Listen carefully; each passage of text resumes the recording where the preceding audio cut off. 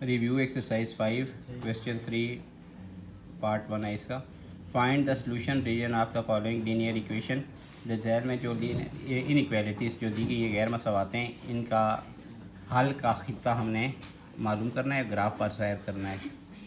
तो अस्पे साबक जैसे बाकी सवाल किए उसी तरह इस सवाल में भी इनइक्वालिटी को एसोसिएटेड इक्वेशन में तब्दील करेंगे। तो 3x - 4y less than or equal to 12, ये आ जाएगा 3x - 4 इज़ इक्वल टू 12। दूसरी इनइक्वालिटीज़ है, इसको इक्वेशन में लिखेंगे तो 3x + 2y is equal to 3। तो अब इसमें put x is equal to 0, यहाँ पर x की वैल्यू हमने 0 पुट की, तो 3 × 0 - 4y is equal to 12, -4y 12, -y 12/4 -y is equal to 3 और y इज़ इक्वल टू -3। तो पॉइंट ए जो हमारे पास आ गया ये है 0 - 3। x की वैल्यू 0 पुट की तो y की वैल्यू -3 आ गई है। अब इसी एसोसिएटेड इक्वेशन में हम y की वैल्यू 0 पुट करेंगे। 3x - 4 × 0 is equal to 12, 3x + 0 is equal to 12, 3x is equal to 12, x is equal to 12/3। तो x की वैल्यू आ जाएगी 4। पॉइंट बी हमारे पास आ गया है 4 0। ठीक है।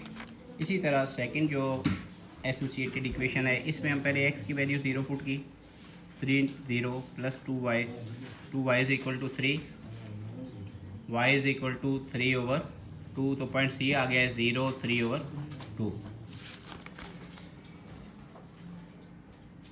3x प्लस, अब y की वैल्यू 0 पुट की, 2 0 0 is equal to 3, 3x is equal to 3, x is equal to 3/3, x is equal to 1। Point D आ गया 1 0।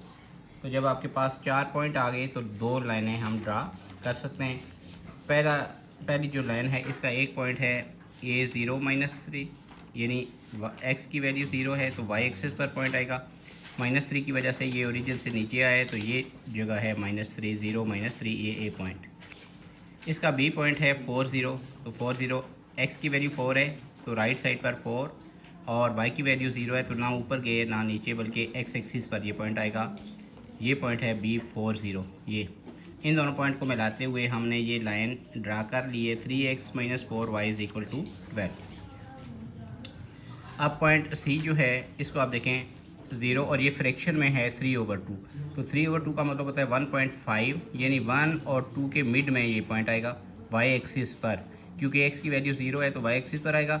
ये 1 है, ये 2 है, इसके मिड में ये 3/2 आया 1.5। तो ये पॉइंट सी हो गया।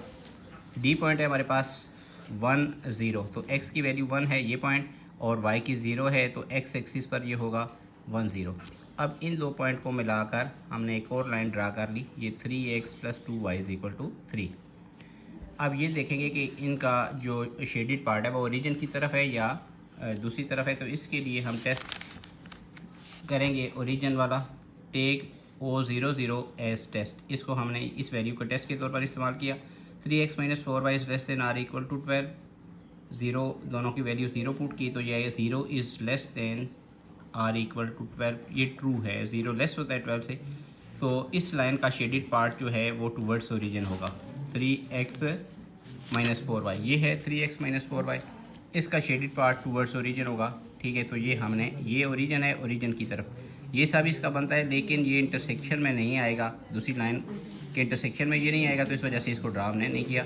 तो ये इस साइड पर आ गया इसका शेडिड पार्ट। अब दूसरी जो लाइन है इसका जब हमने टेस्ट किया 0 0 एज टेस्ट, तो यहाँ पर आ गया 0 इज़ ग्रेटर देन 3। ये फॉल्स है, 0 3 से ग्रेटर नहीं होता।